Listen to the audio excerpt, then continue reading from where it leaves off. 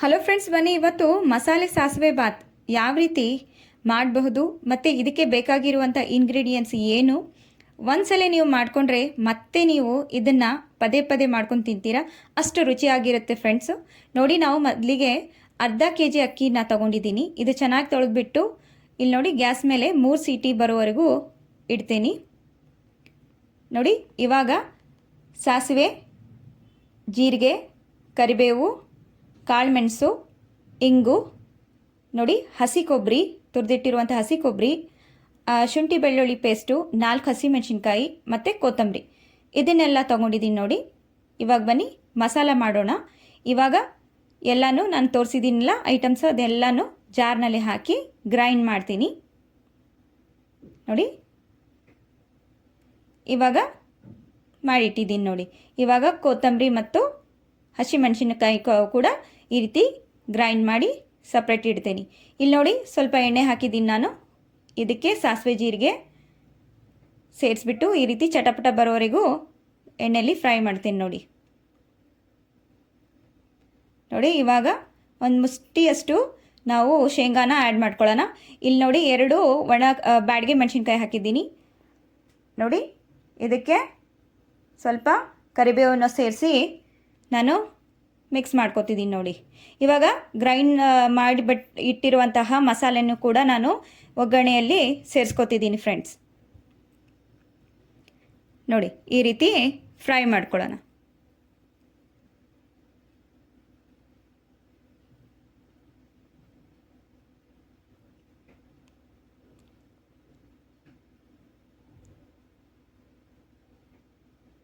ಇವಾಗ ನೋಡಿ, ಚಿಟಿಕೆ ಅರಿಶಿಣನ ಹಾಕಿದ್ದೀನಿ. ಇದನ್ನು ಕೂಡ ಚೆನ್ನಾಗಿ ಮಿಕ್ಸ್ ಮಾಡ್ಕೊಳ್ಳೋಣ.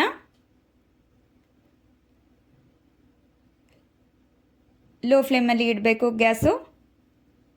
ನೋಡಿ, ಈ ರೀತಿ ಮಿಕ್ಸ್ ಮಾಡಿಕೊಂಡು ಇವಾಗ ಸ್ವಲ್ಪ ನಾನು ಹುಣಸೆ ಹಣ್ಣಿನ ರಸ ಹಾಕ್ತಿದ್ದೀನಿ.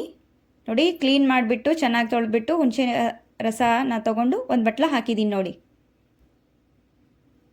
ಇದನ್ನು ಕೂಡ ಚೆನ್ನಾಗಿ ಮಿಕ್ಸ್ ಮಾಡ್ಕೊಳ್ಳೋಣ ಒಗ್ಗರಣೆಯಲ್ಲಿ.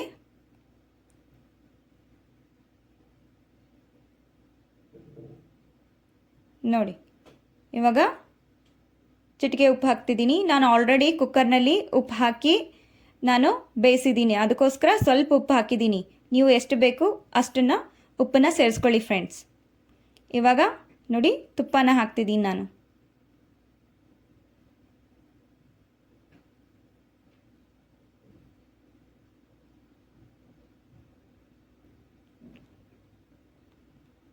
ನೋಡ್ಕೊಂಡ್ಬಿಟ್ಟು ಹಾಕ್ಕೊಳ್ಳಿ, ನಿಮಗೆ ಎಷ್ಟು ಬೇಕಷ್ಟು ತುಪ್ಪನ. ನಾನು 2 ಸ್ಪೂನ್ ಮಾತ್ರ ಹಾಕಿದ್ದೀನಿ. ಇದನ್ನು ಕೂಡ ಚೆನ್ನಾಗಿ ಮಿಕ್ಸ್ ಮಾಡ್ಕೊಳ್ಳೋಣ ಫ್ರೆಂಡ್ಸ್. ಇವಾಗ ನೋಡಿ, ಕುಕ್ಕರ್ ಆಫ್ ಮಾಡಿಬಿಟ್ಟಿದ್ದೀನಿ ಮತ್ತು ಇಲ್ಲಿ ಒಗ್ಗರಣೆನೂ ರೆಡಿ ಮಾಡಿದ್ದೀನಿ. ಇವಾಗ ಕುಕ್ಕರ್ನ ಓಪನ್ ಮಾಡಿಬಿಟ್ಟು ತೋರಿಸ್ತೀನಿ ನಿಮಗೆ. ಅನ್ನ ಆಗಿದೆ, ಅದಕ್ಕೆ ಇದನ್ನೆಲ್ಲ ಸೇರಿಸ್ಕೊಂಡು ಬಿಡೋಣ ಒಗ್ಗರಣೆನ.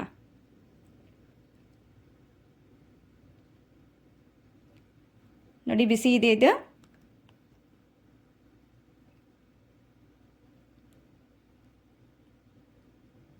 ಬನ್ನಿ, ಇದಕ್ಕೆ ಅನ್ನದಲ್ಲಿ ಇದನ್ನೆಲ್ಲ ಒಗ್ಗರಣೆನ ನಿಧಾನವಾಗಿ ನಾವು ಸೇರಿಸ್ಕೊಳ್ಳೋಣ. ನಾನಿಲ್ಲಿ ಸೋನಾ ಮಸೂರಿ ರೈಸನ್ನು ತೊಗೊಂಡಿದ್ದೀನಿ, ಅರ್ಧ ಕೆಜಿ. ನೋಡಿ, ನೀವು ಬಾಸ್ಮತಿ ರೈಸ್ ಬೇಕಾದರೆ ಅದನ್ನು ತೊಗೊಳ್ಳಿ. ಇಲ್ಲಿ ಸೋನಾ ಮಸೂರಿ ರೈಸ್ ತೊಗೊಂಡು ಮಾಡಿದ್ರೇ ಚೆನ್ನಾಗಿ ಬರುತ್ತೆ ಇದು. ನೋಡಿ, ಒಗ್ಗರಣೆ ಮಾಡಿಟ್ಟಿರುವ ಒಗ್ಗರಣೆ ಎಲ್ಲನೂ ನಾನು ಸೇರಿಸ್ಕೊತಿದ್ದೀನಿ. ನೋಡಿ,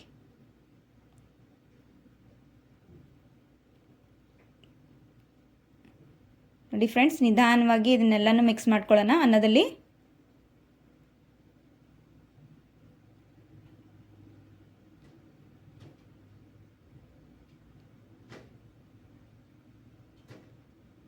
ಈ ರೀತಿ ನಿಧಾನವಾಗಿ ಮಿಕ್ಸ್ ಮಾಡ್ಕೋಬೇಕು. ಬಹಳ ರುಚಿ ಇರುತ್ತೆ ಫ್ರೆಂಡ್ಸ್ ಇದು. ಅದೇ ದಿನಾಲೂ ಅನ್ನ ತಿಂತಿರ್ತೇವೆ ನಾವು, ಬೋರ್ ಆಗಿರುತ್ತೆ.